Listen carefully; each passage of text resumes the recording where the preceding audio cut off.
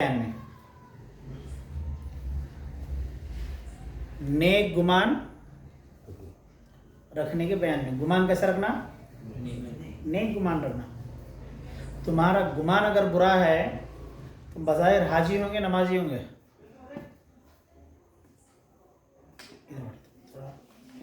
اگر تمہارا گمان نیک نہیں ہے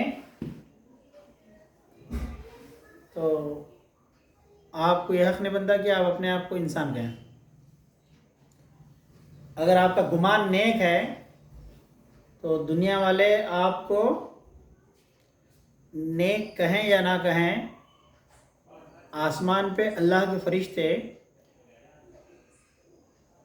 آپ کا چرچا کریں گے اور آپس میں گفتگو کریں گے. یہ نیک ہے. کیوں؟ اس کا گمان اچھا ہے. گمان اچھا رکھنا. گمان سے ہی دنیا آخرت کی کامیابی اور دنیا آخرت کا معاملہ لگا ہوا ہے. نیک گمان رکھنے کا بیان آج کیا بولیں گے ہم؟ نیک گمان رکھنے کا بیان. اللہ تمہارے گمان کے ساتھ ہے. اللہ تمہارے گمان کے ساتھ ہے. اگر تمہارا گمان پاک ہے تو تمہارے لیے دنیا آخرت میں کامیابی ہے. گمان اگر خراب ہے تو اپنی زندگی پر ماتم بناؤ، کیونکہ تم نے اللہ رسول کو ناراض کیا ہے. دنیا میں پریشان رہو گے اور آخرت میں بھی. بھائی شمس الدین، تمہیں معلوم ہو کہ یہ اللہ والے لوگ اوروں کے اعتبار سے خداوند سے بہت اچھا گمان رکھتے ہیں. خداوند سے اچھا گمان رکھتے ہیں. اللہ والے اچھا گمان رکھتے ہیں، اللہ کے ساتھ اچھا گمان رکھتے ہیں. خواجہ یحییٰ معاذ رحمۃ اللہ تعالی علیہ فرماتے ہیں، جس کسی کا گمان خدائے بزرگ و برتر کی طرف اچھا نہ ہوگا، اس کی آنکھیں اللہ کے راستے کے لیے روشن نہ ہوں گی. جس کا گمان اللہ تعالیٰ کے بارے میں صحیح نہ ہوگا، اچھا نہ ہوگا، اس کی آنکھیں اندھی ہو جائیں گی، اس کی آنکھوں کو روشنی نہیں ملے گی. یہ اس کے مطابق ہے کہ جو حضرت پیغمبر صلی اللہ علیہ وسلم نے حدیث قدسی بیان فرمائی، حاکین عن اللہ تعالی. اللہ تعالیٰ فرماتا ہے کہ میں اپنے بندے کے گمان کے قریب ہوں. میں اپنے بندے کے گمان کے قریب ہوں، جیسا کہ وہ میرے ساتھ گمان کرتا ہے، جیسا وہ چاہتا ہے. میں بندے کے گمان کے قریب ہوں، جیسا وہ چاہتا ہے میرے ساتھ میں اس کے ساتھ ویسا ہوں. یعنی میں اپنے بندے کے گمان کو جانتا ہوں اور معلوم کی موافقت پر میں نے اس کو اجازت دے دی ہے. حضرت یوسف کے قصے میں کہا گیا ہے کہ آپ نے حضرت زلیخا سے یہی کہا کہ تمہارا شوہر میرے حق میں اچھا گمان رکھتا ہے. تمہارا شوہر میرے حق میں اچھا گمان رکھتا ہے. اس نے کہا عسیٰ ان ینفعنا، شاید اس کی ذات سے ہم کو نفع پہنچے. بھلا میں اس کے خلاف کیوں کر سکتا ہوں؟ بھلا میں اس کے امانت میں خیانت کیسا کر سکتا ہوں؟ تو جب مخلوق کسی کافر کے حسن ظن کے خلاف نہیں کرتی تو بدرجہ اتم یہ ماننا پڑے گا کہ خداوند برتر مومنوں کے نیک گمان کے خلاف نہ کرے گا. ایسے بخشنے والے کہ کافر اور مشرک کو بھی اپنے نامعلوم خزانے سے روزی دیتا ہے. اپنے نامعلوم روزی دیتا ہے. ایسے بخشنے والے، ایسی بخشش کرنے والے کہ کافر اور مشرک کو بھی اپنے نامعلوم خزانے سے روزی دیتا ہے، تو اپنے دوستوں کو کیسے محروم کرے گا؟ اپنے دوستوں کو کیسے محروم کرے گا جبکہ دشمنوں پر وہ مہربان ہیں، دشمنوں پر عنایت کی نظر رکھتا ہے. کسی شخص کے متعلق اچھا گمان رکھنا خدا کی نوازش و عنایت کی دلیل ہے. کسی شخص کے متعلق اچھا گمان رکھنا یہ خدا کی عنایت ہے تمہارے اوپر.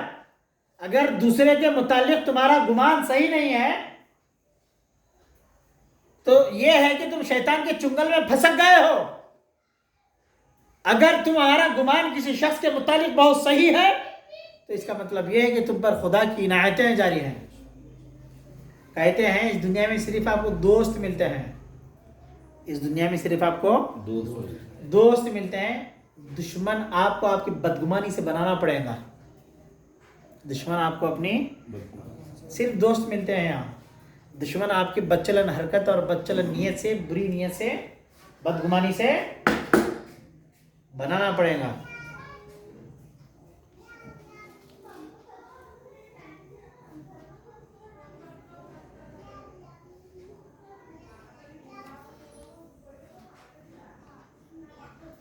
اگر تو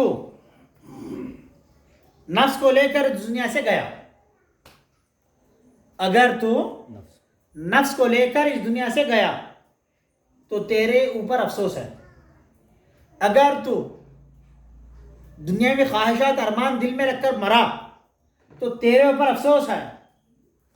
اگر تو دنیاوی حسرتیں لے کر جیتا ہے اور دنیاوی حسرتیں لے کر مرتا ہے تو تیرے اوپر افسوس, کیونکہ سر سے پیر تک تیرے تمام اعضاء تیرے اوپر روتے رہیں گے, ماتم بناتے رہیں گے. منحوس تیری سوچ, تیرے وچار دنیا دنیا دنیا رہ گئے. اب ہم کو جہنم میں جلنا پڑے گا. اس لیے جیتے جی گمان کو درست کر لو اور اپنے اعضاء کو, قرآن نے کہا قو انفسکم واہلکم, تم بھی جہنم سے بچو, تمہاری اولاد کو, بیوی کو بھی جہنم سے بچاؤ. گمان صحیح کر لو, ایمان صحیح ہو جائے گا. گمان خراب ہے, ایمان خراب ہو جائے گا, جہنم رسید ہو جاؤ گے. اس گروہ کا نفس کے ساتھ یہ برتاؤ ہوتا ہے کہ جب یہ دنیا کو خیر آباد کہتے ہیں تو اپنے نفس کی ایک مراد بھی پوری نہیں ہونے دیتے. اگر ان کا نفس اچھے کام یعنی اطاعت اور عبادت کے لیے بھی کہے تو یہ اس سے مطمئن نہیں ہوتے, کیونکہ نفس تو در حقیقت دشمن ہے. تو دشمن کو دشمن ہی جان, دشمن کو دشمن ہی جان. تیرا نفس تجھے نیکی کی طرف نہیں بلائے گا, تیرا نفس تو تجھے جہنم کی طرف کھینچے گا, اور تیری روح تجھے رب کی طرف کھینچے گی. تو روح کی سن, اپنے نفس کی نہ سن.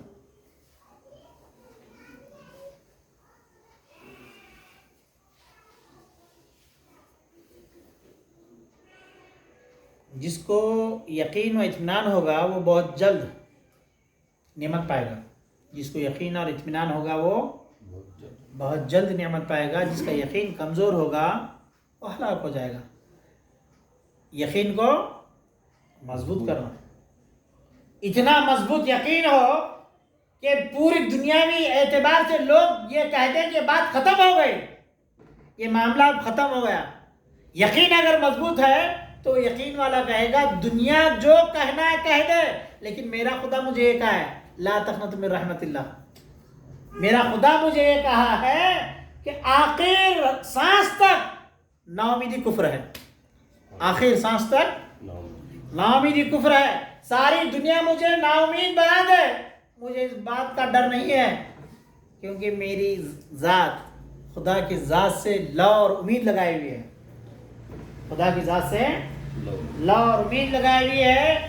دنیا کہہ دی ناڑی چلنا بند ہو گئی, لیکن دل کی دھڑکنیں کہہ رہے ہیں ابھی مجھے زندہ رہنا ہے. دنیا کہہ دی یہ ناتمام ہو گیا, نامراد ہو گیا, لیکن میرا دل کہہ رہا ہے کہ ابھی اس کی رحمت کے دروازے کھلے ہیں, بند نہیں ہیں. جب اس کی رحمت کے دروازے کسی ادنا پر کھل جاتے ہیں تو اسے اعلیٰ بنا دیتے ہیں. کسی حقیر پر کھل جاتے ہیں بادشاہ بنا دیتے ہیں. کسی مریض پر یہ رحمت کے دروازے کھلتے ہیں تو صحت مند اور توانا بناتے ہیں. یقین کو کمزور ہونے نہ دیں. انسان مرتا نہیں ہے, انسان مرتا نہیں ہے. یقین جہاں کمزور ہو گیا اب وہ زندہ نہیں ہے. سانسوں کا نام زندگی نہیں ہے, سانسوں کا نام زندگی نہیں ہے. زندگی یقین کا نام ہے. جس کے اندر یقین کمال کا ہے اس کی ناڑی چلے یا نہ چلے اس کی دل کی دھڑکنیں ضرور چلتی ہیں, اس کی دل کی دھڑکنیں ضرور چلتی ہیں. اور ایسا یقین کہاں حاصل ہوتا ہے؟ پیر کی صحبت میں, خانقاہ جیلانیہ میں پیر کی صحبت میں بیٹھیں گے تو یقین پیدا ہو جائے گا. یقین کی دولت دنیا بھی پار کرا دیتے ہیں اور آخرت بھی پار کرا دیتے ہیں. بلکہ یقین ہی ہے جو آپ کو رب کے دیدار کے لائق بنا دیتا ہے. دکھتا کہ نہیں کی، دکھتا کہ نہیں کی، ہے کہ نہیں کی، دکھتا کہ نہیں کی، ہمارے بس کی بات ہے کہ نہیں کی، یہ نہیں سوچنا. میرا خدا زندہ ہے، حاضر و ناظر ہے، میرے رگے جان سے زیادہ قریب ہے. مجھے نہیں دکھا تو پھر کس کو دکھتا بھائی؟ میں دیکھنے کی کوشش تو کرو.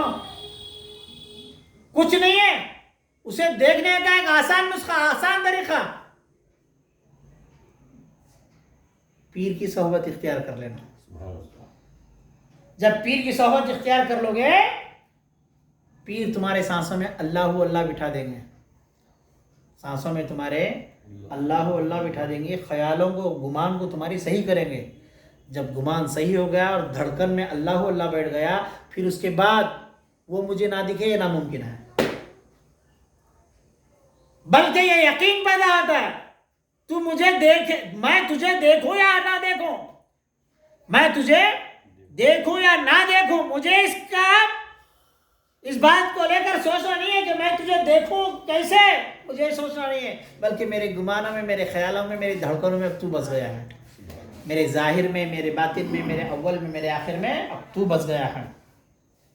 اور یہ صحبت کیسے حاصل ہوتی ہے؟ صحبت پیر سے حاصل ہوتی ہے. وہ دوستوں کے درمیان اگر محبت ہے تو ان کے بیچ میں ایک بال برابر بھی حجاب نہ ہوگا. محبت بیچ میں پردہ پسند نہیں کرتی، محبت پردہ داری پسند نہیں کرتی. محبت کا پہلا تقاضا یہ ہے کہ پردہ اٹھا دیا جائے. کیا اٹھا دیا جائے؟ پردہ. محبت ہو پھر پردے بیچ میں ہو، محب برداشت کر ہی نہیں سکتا. محبت جہاں ہوتی ہے اس کے دل میں لگن بھی پیدا ہوتی ہے کہ مجھے پردہ اٹھانا ہے. اگر دل میں یہ خیال پیدا ہو جائے مجھے میرے رب کا پردہ اٹھانا ہے، مجھے میرے رب کو دیکھنا ہے، جہاں یہ جستجو شوق پیدا ہو جاتی ہے وہاں پہ محبت رنگ لا ہی دیتی ہے. اور ایک نہ ایک دن حقیقت کا پردہ اٹھ ہی جاتا ہے اور کہا جاتا ہے بندے آ مجھے دیکھ لے، کیونکہ میں ہوں ہی تیرے دید کے لیے، اور تیری آنکھ ہے میرے دید کے لیے. تیری آنکھ ہے میرے دید کے لیے اور میں ہوں ہی تیرے دید کے لیے.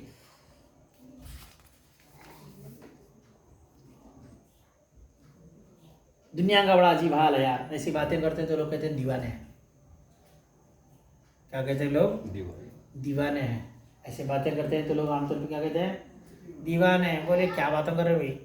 اتنا ہی بڑی ہستی اللہ پاک کی، کہاں ہم گنہگار دیکھ پائیں گے، ہم کہاں یہ جستجو کریں. یہ نا امیدی نہیں پیدا کرنا. وہ جلوہ دکھائے یا نہ دکھائے یہ ان کی مرضی ہے. یہ جلوہ دکھائے یا نہ دکھائے یہ ان کی مرضی ہے. جلوہ دیکھنے کی تڑپ رکھنا یہ مومن کی مرضی ہے. مومن دل میں جلوہ دیکھنے کی تڑپ پیدا کرے، وہ دکھائے یا نہ دکھائے یہ ان کی شان ہے. لیکن بندہ ہونے کے ناطے ہمارے اندر ایک تڑپ پیدا ہو جائے، مولا میں تمہیں دیکھنا چاہتا ہوں. کم از کم جس کو ہم یاد کرتے ہیں وہ خواب میں جلوہ ضرور دکھاتا ہے. اللہ کے رسول صلی اللہ علیہ وسلم نے فرمایا جس نے خواب میں مجھے دیکھا اس نے مجھے ہی دیکھا. جس نے مجھے دیکھا اس نے مجھے ہی دیکھا. کوئی دوسرا شیطان وغیرہ میرا چہرہ نہیں بنا سکتا. مگر رسول اللہ دکھتے کس کو ہیں؟ جس کے اندر محبت کمال کی پیدا ہو جاتی ہے. جب محبت کمال کی پیدا ہو جائے تو پردہ اڑ جاتا ہے. محبت میں کمی ہے تو ابھی پردے پڑے ہوئے ہیں. محبت کمال کو پہنچی، بولے محب لائق ہو گیا، پردہ اٹھا دو پردہ، دکھا دو جلوہ. کس کے لیے ہے یہ؟ عاشق کے لیے. لیکن عاشقوں پر دنیا سدا بھی ہنسی ہے. عاشقوں پر، دیوانوں پر دنیا ہمیشہ سدا ہنسی ہے. اور یہ عاشق ایسے ہیں کہ دنیا والوں کو دیکھ کے روتے رہے ہیں. بولے کیسے غفلت میں جی رہے ہیں یار یہ لوگ، کیسی غفلت میں جی رہے ہیں، ایسی غفلت میں جی رہے ہیں، ایسی غفلت میں جی رہے ہیں. اللہ ہم کو غفلت سے بچائے. جو دل والا ہے، جو جان والا ہے وہ خدا کا ہو کے رہے گا. جو دل والا ہے، جو جان والا ہے وہ خدا کا ہو کے رہے گا. کیونکہ دل ہے ہی خدا خانہ. دل کیا ہے؟ خدا خانہ ہے. دل کیا ہے؟ خدا خانہ ہے. ابراہیم کے ہاتھ کا بنا ہوا، حضرت خلیل اللہ علیہ السلام کے ہاتھوں کا بنا ہوا کعبہ ہے مکہ شریف میں. کس کے ہاتھوں کا بنا ہوا؟ ابراہیم علیہ السلام کے ہاتھوں کا بنا ہوا کعبہ کہاں ہے؟ مکہ شریف میں. اس کے پاس جا کے جو آئے گا اسے کہتے ہیں حاجی. کعبۃ اللہ کے جو زیارت کر کے آئے گا، کعبہ کے جو چکر کاٹے گا اسے کہتے ہیں حاجی. وہ ابراہیم خلیل اللہ علیہ السلام نے بنایا وہ کعبہ، مگر اللہ جو کعبہ بنایا وہ کون سا ہے؟ اللہ نے جو کعبہ بنایا وہ کون سا ہے؟ اللہ نے جو کعبہ بنایا وہ انسان ہے. انسان کو اللہ نے اپنے ہاتھوں سے بنایا اور کہا بندے تو میرا راز ہے میں تیرا راز ہوں. تو میرا راز ہے میں تیرا راز ہوں. بندے قلب المؤمن عرش اللہ، بندے تیرا دل ہمارا عرش ہے. مومن کا دل اللہ کا عرش ہے. اس کو بدگمانیوں سے خراب نہیں کرنا چاہیے. بدگمانیوں سے اس کو، گندے خیالوں سے اس کو خراب نہیں کرنا چاہیے، پاک کرنا چاہیے. کیونکہ دل خدا خانہ ہے. کیا ہے؟ دل خدا خانہ ہے. اللہ اگر دل کا آئینہ روشن ہو جائے، اگر دل کا چہرہ صاف نظر نہیں آتا، اگر آئینہ صاف نہ ہو، عمر بھر ایک ہی غلطی کرتا رہا، عمر بھر ایک ہی غلطی کرتا رہا، دھول چہرے پہ تھی اور آئینہ صاف کرتا رہا، دھول چہرے پہ تھی اور آئینہ صاف کرتا رہا. دھول اگر دل پہ بیٹھ جائے، دھول اگر گمانوں پر بیٹھ جائے تو تم کو کچھ نظر نہیں آئے گا. نہ رحمت نظر آئے گی، نہ شفقت نظر آئے گی، نہ اس کا کرم نظر آئے گا. جب دھول صاف ہو جائے گی، دھول کیسے صاف ہوں گی؟ پیر کے ہاتھوں سے صاف ہوں گی. آئینہ صاف کرنے کے لیے پیر کی صحبت میں بیٹھنا پڑے گا. جب دل کا آئینہ صاف ہو جائے گا، کہتے ہیں اگر تیرے دل کا آئینہ روشن ہو جائے، اگر تیرے دل کا آئینہ روشن ہو جائے تو سینے میں ایک دروازہ کھل جائے گا. سینے میں بولو، سینے میں بول بچے، سینے میں دروازہ کھل جائے گا. اگر دل کا آئینہ روشن ہو جائے تو سینے میں ایک دروازہ کھل جائے گا.